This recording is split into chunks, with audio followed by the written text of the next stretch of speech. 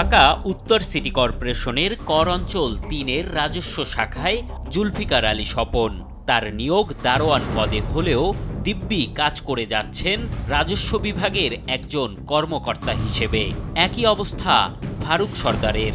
Office সহায়ক হলেও রাজস্ব বিভাগের হিসেব সহকারীর পদ দখল করে আছে বছরের পর বছর ধরে। তখন আসলে পদোন্নতির বিষয়টা ব্যাপকভাবে চালু হয় নাই। এটা 2008 সালের কথা, তো নভেম্বরে।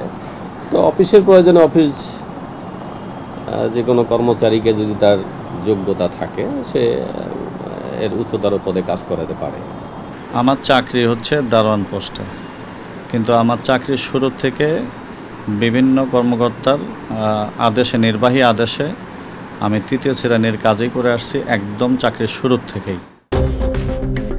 শুধু ফারুক আর স্বপন নয়, প্রশাসনিক কার্যক্রমের স্বার্থ দেখিয়ে সচিব মাসুদ আলম সিদ্দিক অসংখ্য দারোয়ান, স্প্রেম্যান, হেলপারকে বসিয়েছেন কর্মকর্তার চেয়ারে।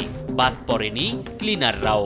মেয়র আতিক থাকা অবস্থায় কদিন পর পর অযোগ্যদের এমন পদোন্নতি দিয়েছেন মাসুদ আলম। অথচ বাংলাদেশ সরকারের গেজেট অনুসারে স্থানীয় সরকার সিটি কর্পোরেশন আইন 2009 অনুযায়ী স্পষ্ট উল্লেখ আছে, দারোয়ান, পিয়ন, স্প্রেম্যান বা ক্লিনাররা মৃত্যু বা অবসরে না যাওয়া পর্যন্ত স্বপদে বহাল থাকবে। তবে কিভাবে সচিব মাসুদ আলম বছরের পর বছর আইন ভঙ্গ করে এমন পদোন্নতি দিয়ে যাচ্ছেন, জানতে তার মুখোমুখি আমরা। তার স্বাক্ষরে পদোন্নতি হলেও তিনি দায় চাপালেন সাবেক মেয়রের ওপর। না, এটা তো প্রশাসনিক স্বার্থে দেওয়া হচ্ছে, আর এটা আপনার তৎকালীন মেয়র অথবা যে এখন যে বর্তমান প্রশাসক মহোদয় আছেন তাদের কিন্তু একটা জুরিসডিকশনের মধ্যে যে কেউ দায়িত্বটা দিতে পারেন। তাদের আমরা পূর্বপদে আবার নিয়ে যাব।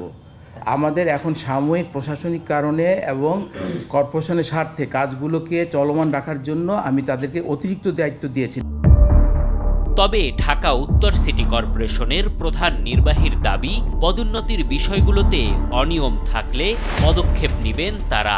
যেগুলো বিধিবিধান প্যারামিটার আছে প্রতিপালিত হলে আমরা পদোন্নতির জন্য, পোস্ট খালি থাকলে, যদি পোস্ট খালি থাকে আমরা পদোন্নতির জন্য কনসিডারেশন করি।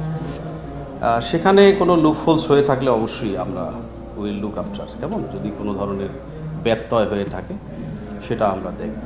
মেয়র না থাকলেও গেজেট ভঙ্গ করে পদোন্নতি এখনো বহাল রেখেছেন সচিব মাসুদ আলম।